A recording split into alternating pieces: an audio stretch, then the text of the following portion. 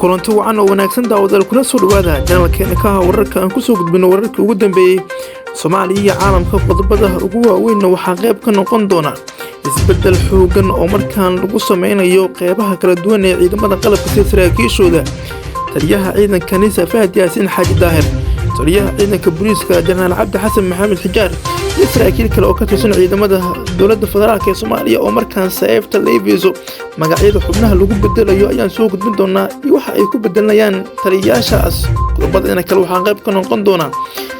golaha midowga musharaxiinta mucaaradka oo war culus ka soo saaray guddiga farsamo oo magacaabay Ra'iisul Wasaare Maxamed Xuseen Roble iyo sidoo kale guddiga doorashooyinka ee lagu muransan yahay waxyaabaha ay sida weyn ay ku muuqeen ayaan soo gudbin doonaa.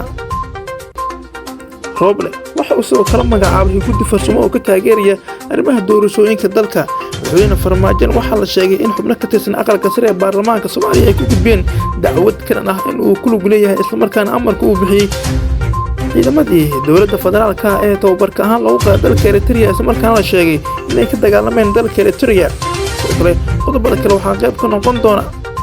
madaxweynayaasha dalka Kenya iyo sidoo kale Ethiopia oo ku kulmay magaalada Addis Ababa ee dalkaas waxyaabaha ay ka hadleen iyo qorshe cusub oo kan ah dowladda federaalka ayay maleegayaan waan soo gudbin doonaa qodobadaas aan ku faahfaahin doonaa janalkeena ka wararka fadlan haddii aad nagu soo subscribe ka saaro gambaleedkana furo oo share gareey saaxiibadiin meel kasta joogaan idinkoo markaas ku mantiga laagina inuu reebaya aad baad u mahadsantihiin aan ku bilowno guuxa iyo xogta cusub ee ku aadan taliyaasha ciidanka dowladda federaalka ayaana maalmahan si weyn u soo ifbixaysa iyadoo markaas guuxaasi si weyn loo hadalhayo waxaa soo baxaya guux ku saabsan inuu jiro isbedel qaar ka mid ah taliyaasha ciidanka dowladda gaar ahaan taliyaha ciidanka booliiska Soomaaliyeed oo il wareedo ay sheegeen in loo soo wado Sariye Guud Bashiir Cabdi Maxamed Jaamac Bashiir Goobe taliyaha ciidanka booliiska Janaraal Cabdi Xasan Xijaar ayaa wararku waxay sheegayaan in lagu qanciyay in uu doonto senator aqalka sare ee baarlamaanka ka tirsan sidoo kale agaasimaha hay'adda nabadgelyada iyo sirdoonka qaranka Soomaaliyeed Fahad Yaasin Xaaji Daahir waa milkiilaha dowladda ayaa iyana wararku ay sheegayaan inuu xilka baneynayo si uu isaguna u doonto xildhibaan golaha shacabka gaar ahaan kursiga uu ku fadhiyo xildhibaan Faarax Abdulqaadir oo muddo damac ugu jiray inuu qaato. Fahad Yaasin Xaaji Daahir milkiilaha dowladda ahna markaas taliyaha hay'adda nabadgelyada Ekis Abu Camaara ayaa la sheegay inuu sababaha uu kursiga xildhibaannimo ee golaha shacabka u rabo ay tahay inuu helo xasaanad 4 sano ee soo socota. isbedelkan ayaana si weyn looga dareemay saacadihii aan ka soo gudubnay iyadoo baraha bulshada iyo warbaahinada qaar ay si weyn u tabinayeen. dhinaca kale haddii aynu aadno saaxiibayaal golaha midowga musharaxiinta mucaaradka ayaa war culus ka soo saaray arrimaha ku saabsan doorashooyinka iyo guddida farsamo ee uu magacaabay Ra'iisul Wasaare Maxamed Xuseen Roble. golaha midowga musharaxiinta ayaa soo dhameyn laba shardi ku xiran tahay ka soo saaray shaqada hordhaca ay qabteen guddiga uu magacaabay Ra'iisul Wasaare Maxamed Xuseen Roble ee kala shaqeynta xubnaha dacwadda laga keenay ee guddida doorashooyinka heer federaal iyo dowlad goboleed. qoraal ka soo baxay midowga musharaxiinta ayay ku soo jeediyeen in shaqada guddiga xukuumadda uu noqoto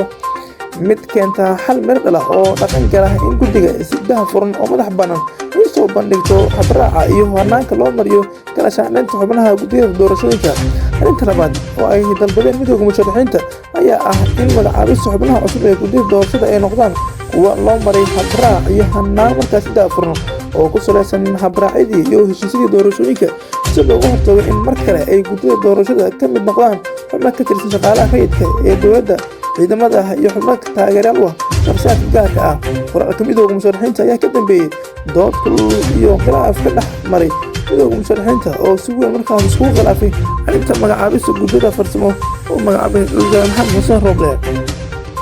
inta aanan ka bixin arrimaha ku saabsan guddida doorashooyinka iyo golaha midowga musharaxiinta magacaabistooda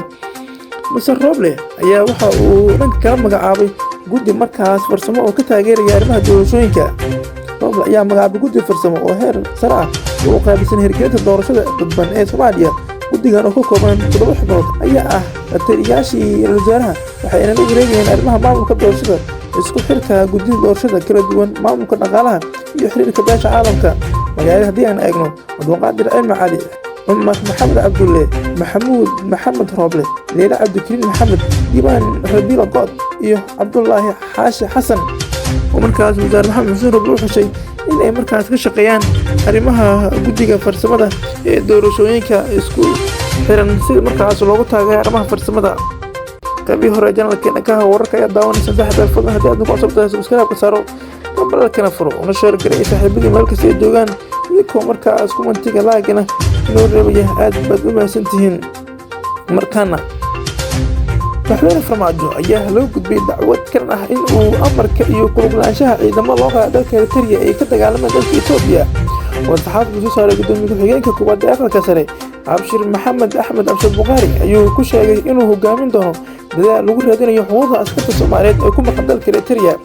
wuxuu caddeeyay inuu qoraal rasmi ah u gudbin doono xafiiska xeerlaaliyaha guud ee qaranka kana codsan doono in la furo kiis lagu baarayo laguna ogaanayo xaaladda ilmahaas uu kala baxay amarka madaxweynaha waqtigiisu dhammaaday iyo ra'iisul wasaarihii hore ee Soomaaliya Xasan Cali Khayre. sida aan wada ognahay waxaa jira ubad Soomaaliyeed oo madaxweynaha waqtigiisu dhammaaday farmaajo uu amray in loo qoro loona qaado dalka Eritrea si ay tababar ciidan ugu qarsoodi ugu soo qaataan halkaas. hannaanka qorista ciidankaas waxaa loo maray qaab qarsoodi ah oo ka baxsan